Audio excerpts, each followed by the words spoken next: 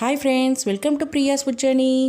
நம்ம சேனல் இது வரைக்கும் சப்ஸ்கிரைப் பண்ணலைன்னா சப்ஸ்கிரைப் பண்ணிக்கோங்க ஃப்ரெண்ட்ஸ். அதுக்கு பக்கத்தில் இருக்கிற பெல் பட்டனையும் அழுத்திக்கோங்க. அப்போ தான் நான் எப்போல்லாம் வீடியோ போடணும் உங்களுக்கு நோட்டிஃபிகேஷன் வரும். வாங்க friends, chicken with meal maker gravy எப்படி பண்ணுறதுன்னு பார்க்கலாம். நான் இன்றைக்கி மண்பானையில் பண்ண போகிறேன். மண்பானையில் கொஞ்சமாக ஆயில் ஊற்றிட்டு 2 பச்சை மிளகாவை நீளமாக கீறி போட்டிருக்கேன். இது கூட வெங்காயம் நல்லா வதங்கினதுக்கப்புறம் வெங்காயம் சேர்த்திட்டு நல்லா வதங்கினதுக்கப்புறம் இஞ்சி பூண்டு பேஸ்ட்டு சேர்த்திக்கலாம். அதுவும் நல்லா வதங்கினதுக்கப்புறம் தக்காளியை சேர்த்திட்டு நல்லா வதக்கிக்கலாம். இப்போ தக்காளி நல்லா வதங்கிருச்சு. இது கூட நான் சிக்கனை நல்லா வாஷ் பண்ணிவிட்டு இஞ்சி பூண்டு பேஸ்ட்டு, மஞ்சத்தூள், மிளகாய்த்தூள் போட்டு கலக்கி வச்சுருக்கிறேன். அதையும் இதில் போட்டுட்டா மீல் மேக்கரை நல்லா சுடுதண்ணியில் போட்டு நான் எடுத்து வச்சுருக்கேன். அதையும் இது கூட சேர்த்திட்டு நல்லா மிக்ஸ் பண்ணிக்கலாம். நல்லா மிக்ஸ் ஆனதுக்கப்புறம் மசாலா சேர்த்திக்கலாம். 1/2 டீஸ்பூன் மஞ்சத்தூள், தனியாத்தூள் 3 டீஸ்பூன் சேர்த்திக்கலாம். 3 டேபிள் ஸ்பூன் சேர்த்திட்டு மிளகாய்த்தூள் எவ்வளோ காரம் தேவையோ உங்களுக்கு அந்த அளவுக்கு சேர்த்திக்கோங்க.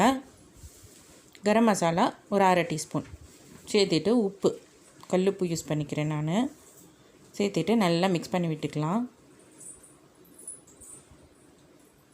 இந்த மாதிரி நல்லா மிக்ஸ் பண்ணதுக்கப்புறம் மசாலாலாம் நல்லா ஒட்டுனதுக்கப்புறம் சிக்கனும் மீல் மேக்கர் ஆல்ரெடி வெந்திருக்கு. சிக்கன் வேகிற அளவுக்கு நீங்கள் தண்ணி ஊற்றிக்கோங்க. இந்த மாதிரி தண்ணி ஊற்றிட்டு எல்லாம் ஒரு தடவை நம்ம மிக்ஸ் பண்ணி விட்டுக்கலாம். இதை ஒரு லிட்டு போட்டு நம்ம க்ளோஸ் பண்ணி வச்சிடலாம்.